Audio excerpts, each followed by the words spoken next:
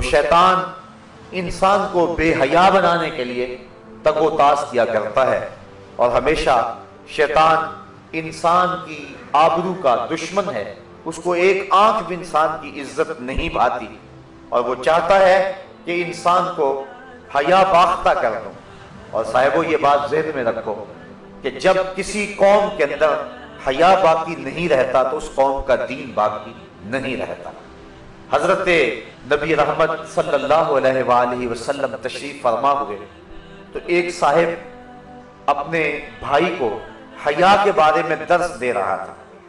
حیا کی تعلیم دے رہا تھا۔ حضور جب تشریف فرما ہوئے اور اس کے بھائی کو تعلیم دیتے ہوئے دیکھا تو فرمایا داہو فإن الحیا من الایمان، فرمایا اسے چھوڑ دے، حیا تو ایمان کا حصہ ہے، یعنی جب ایمان ہوگا تو لازمی طور پہ حیا بھی ہوگا۔ حیا کا سبق اور حیا کی تعلیم اور حیا کے لیے کوشش کر کے کسی شخص کے اندر اس بات کو ڈھیلا نہیں جا سکتا۔ اگر ایمان نہیں ہے تو حیا نہیں آ سکتا، اور اگر ایمان ہے تو حیا لازمہ ہے ایمان کا۔ تو جس کے اندر ایمان ہوگا تو یقیناً اس کو حیا کی صفت بھی حاصل ہوگی، اور یہ ایمان کے شعبوں میں سے ایک اہم شعبہ ہے۔ بلکہ حضور نے فرمایا کہ حیا سارے کا سارا بھلائی ہے، اور حیا سوائے بھلائی کے اور کچھ نہیں لاتا ہے۔ تو شیطان چاہتا ہے کہ ہمیں حیا باختہ کر دیں، اور حیا باختگی کی جو ہے وہ بدترین صورت یہ ہے کہ وہ کسی کے لباس کو اتار دے۔ اللہ نے جن چیزوں کو چھپانے کا حکم دیا ہے، اگر ان چیزوں کو چھپایا نہ جائے تو پھر حیا کا جوہر باقی نہیں رہتا ہے۔ اس لیے اللہ تعالیٰ نے اہل ایمان کو اپنے رسول کی وساطت سے یہ حکم دیا، قل للمؤمنین یغضوا من ابصارہم وَيَحْفَظُوا فُرُوجَهُمْ ذَلِكَ أَزْكَىٰ لَهُمْ إِنَّ اللَّهَ خَبِيرٌ بِمَا يَصْنَعُونَ۔ اے محبوب آپ فرما دیجئے، حکم دیجئے للمؤمنین، مسلمان مردوں کو کیا حکم دیجئے؟ یغضوا من ابصارہم، کہ وہ اپنی نگاہوں کو نیچا رکھیں، وَيَحْفَظُوا فُرُوجَهُمْ، اور اپنی شرمگاہوں کی حفاظت کریں، ذَلِكَ أَزْكَىٰ لَهُمْ، یہ ان کے لیے زیادہ ستھری بات ہے، ان اللہ خبیر بما یصنعون، جو تم کرتے ہو اللہ اس کو خوب جانتا ہے، تمہارے کاموں سے تمہارے اعمال سے تمہارا رب بے خبر نہیں ہے۔ وَقُلْ لِلْمُؤْمِنَاتِ، اور اے محبوب آپ مومن عورتوں کو حکم دیں، یغضضن من ابصارہن، کہ وہ اپنی نگاہوں کو نیچی رکھیں، وَيَحْفَظْنَ فُرُوجَهُنَّ، اور اپنی پارسائی کی حفاظت کریں، وَلَا يُبْدِينَ زِينَتَهُنَّ، اور اپنے بناؤ کو نہ دکھائیں، الا ما ظہر منہا، مگر وہی جو اللہ نے ظاہر کیا ہے، وَلْيَضْرِبْنَ بِخُمُرِهِنَّ عَلَى جُيُوبِهِنَّ، اور اپنے دوپٹے اپنے گریبانوں پہ ڈال لیں، وَلَا يُبْدِينَ زِينَتَهُنَّ، اور اپنی زینت اور سنگار کو ظاہر نہ کریں، الا لِبُعُولَتِهِنَّ، مگر اپنے شوہروں پر، او آبائهن، یا اپنے باپ پر، او آبائے بعولتہن، یا اپنے شوہروں کے باپ پر، او ابنائہن، یا اپنے بیٹوں پر، او ابنائے بعولتہن، یا اپنے شوہروں کے بیٹوں پر، او اخوانہن، یا اپنے بھائیوں پر، او بنی اخوانہن، یا اپنے بھتیجوں پر، او بنی اخواتہن، یا اپنے بھانجوں پر، او نسائہن، یا اپنے دین کی عورتوں پر، او ما ملکت ایمانہن، یا جو ان کی ملک میں کنیزیں اور لونڈیاں ہیں، اب التابعین غیر اول الاربۃ من الرجال اب الطفل، اور یا وہ نوکر، شرط یہ ہے کہ وہ شہوت والے مرد نہ ہوں، یا وہ بچے الذین لم یظہروا علی عورات النساء، جنہیں عورتوں کی شرم کی چیزوں کی خبر نہیں ہے، اتنے چھوٹے ہیں، ولا یضربن بارجلہن،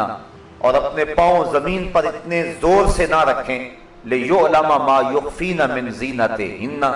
کہ ان کا جو سنگار ہے وہ لوگوں پر ظاہر ہو، وَتُوبُوا إِلَى اللَّهِ، اور اللہ کی طرف رجوع کریں، جمیعا سب کے سب، أَيُّهَا الْمُؤْمِنُونَ، اے اہل ایمان، لَعَلَّكُمْ تُفْلِحُونَ، تاکہ تم فلاح پا جاؤ۔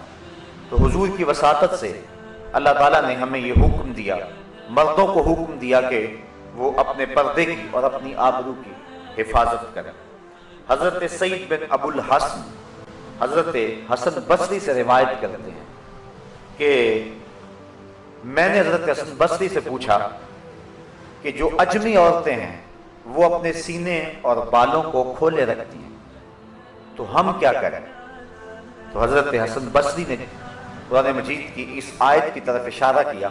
فرمایا وہ اگر حیا باختہ ہیں اور اپنے سینے اور اپنے سر کھولے پھرتی ہیں تو تمہیں تو تمہارے رب نے حکم دیا ہے کہ نظروں کو نیچا رکھیں، اس لیے تم نے اپنی آبرو کی از خود حفاظت کرنی ہے، وَيَحْفَظُوا فُرُوجَهُمْ، اور اپنی شرمگاہوں کی حفاظت کریں۔ حضور نبی رحمت صلی اللہ علیہ وسلم نے فرمایا صحابہ بازاروں میں بیٹھنے سے اجتناب کیا کرو۔ صحابہ نے عرض کی حضور ہمارا گزر نہیں ہے، چونکہ وہ ہمارے بیٹھنے کی جگہیں ہیں اور ہم وہاں بیٹھ کر کے باتیں کرتے ہیں۔ تو حضور نے فرمایا اچھا تمہیں پھر بازاروں میں بیٹھنے کی اجازت دیتا ہوں، لیکن شرط یہ ہے کہ تم بازار کا حق ادا کرو۔ تو صحابہ نے عرض کی حضور بازار کا حق کیا ہے؟ تو حضور نے ارشاد فرمایا امر بالمعروف نہی عن المنکر، نیکی کا حکم دینا اور برائی سے منع کرنا، کوئی تکلیف دہ چیز پڑی ہو تو اس کو ہٹا دینا، چوتھا حق کے سلام کرنے والے کا جواب دینا، اور پھر حضور نے فرمایا اپنی نظروں کو نیچا رکھنا۔ اگر تم بازار میں بیٹھنا چاہتے ہو تو اپنی نظر کی تم نے حفاظت کرنی ہے۔ حضور نبی رحمت صلی اللہ علیہ وآلہ وسلم نے ارشاد فرمایا کہ نظر شیطان کے زہر آلود تیروں میں سے ایک تیر ہے، اور اگر کوئی شخص اپنی نظر کی حفاظت کرتا ہے تو اللہ تعالیٰ جل شانہ اس کو عبادت کی لذت نصیب فرما دیتا ہے۔ اگر کسی شخص کی نظر پاک نہیں رہتی تو اس کو سجدوں کی لذت نصیب نہیں ہو سکتی، اس کو قیام کا لطف نہیں مل سکتا، چاہے وہ سین حرم میں پڑھے یا مسجد نبوی میں پڑھے۔ اور جو شخص اپنی نظر کی حفاظت کر دیتا ہے اور اپنی نظر کو ناپاکی سے اور اپنی نظر کو بدی سے محفوظ رکھتا ہے، جب وہ سجدہ کرے گا تو سجدے کی لذت ملے گی، جب رکوع کرے گا تو رکوع کا لطف نصیب ہوگا، جب قیام کرے گا تو قیام کا مزہ نصیب ہوگا۔ عبادت اور ایمان کی ایک لذت ہوتی ہے جو ایک مومن کو نصیب ہوتی ہے، تو جو شخص اپنی نظر کی حفاظت کرے اللہ تعالیٰ اس کو عبادت کا سرور اور عبادت کی لذت نصیب فرما دیتا ہے۔ تو اہل ایمان کو اس بات کا حکم دیا گیا، بلکہ حضور نے اپنے عمل سے صحابہ کے سامنے اس کی مثال پیش کی۔ حجۃ الوداع کے موقع پہ آقا کریم علیہ السلام کے ردیف تھے حضرت فضل بن عباس رضی اللہ تعالی عنہ، حضرت عبداللہ ابن عباس رضی اللہ تعالی عنہ کے بھائی اور حضور کے چچا زاد بھائی، حضرت عباس بن عبد المطلب رضی اللہ تعالی عنہما کے فرزند ارجمند، اور یہ تھے بڑے خوبصورت۔ حضور علیہ السلام کے ساتھ سواری کے اوپر تشریف فرما تھے، تو ایک قبیلے کی ایک خوبصورت عورت حضور سے مسئلہ پوچھنے کے لیے آگے بڑھی، تو حضرت فضل بن عباس کی نظر پڑ گئی، بلکہ ان کے چہرے پر نظر جم گئی۔ تو آقا کریم علیہ السلام اسی عالم کے اندر پیچھے پلٹ کے دیکھا اور اپنے ہاتھ سے حضرت فضل بن عباس کی ٹھوڑی کو پکڑا اور پکڑ کے دوسری سمت کر دیا، اور لوگوں کے سامنے اس مثال کو رکھا کہ کوئی جتنا مرضی متقی اور معتبر کیوں نہ ہو، وہ نظر کی حفاظت کرے۔ جس کی نظر پاک رہے گی اس کو باقی معاملات کے اندر خیر رہے گی، کیونکہ سب سے پہلے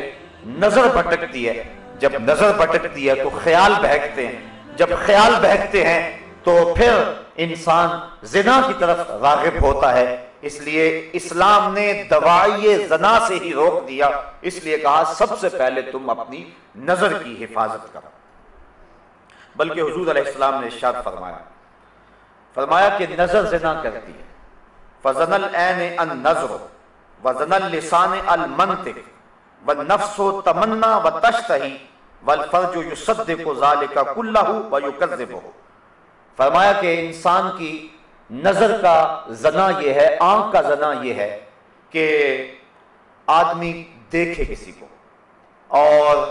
فرمایا زبان کا زنا یہ ہے کہ بات کرے، پھر نفس جو ہے اس کی تمنا کرتا ہے اور اس کی آرزو کرتا ہے، پھر انسان کی شرمگاہ یا اس کی تصدیق کر دیتی ہے تمام کی تمام، اور یا پھر ان تمام کی وہ نفی کر دیتی ہے۔ دو صورتوں میں ایک صورت ضرور ہوتی ہے، اس لیے اپنی نظر کی حفاظت کرے، اور اپنی آواز سے بھی حفاظت کرے۔ آج کل موبائل کے ذریعے سے مختلف پیکج آئے ہیں اور گفتگو کا زنا اور نظر کا زنا پورے عروج پہ ہے۔ جب کسی قوم کے اندر یہ بدی پھیلتی ہے تو اللہ اس قوم سے برکت کو اٹھا لیتا ہے۔ آج ہمارے میں برکت نہیں ہے، دولت کی کثرت کے باوجود بھی ہر بندہ شاکی ہے۔ جب تک ہماری نظر طاہر اور پاک نہیں ہوتی ہے، ہمارے من کے اندر اجالے اور روشنیاں پیدا نہیں ہو سکتی ہیں۔ تو اللہ تعالیٰ نے اہل ایمان کو یہ حکم دیا، اے محبوب آپ ارشاد کر دیں اہل ایمان کو یغضوا من ابصارہم، کہ وہ اپنی نظر کی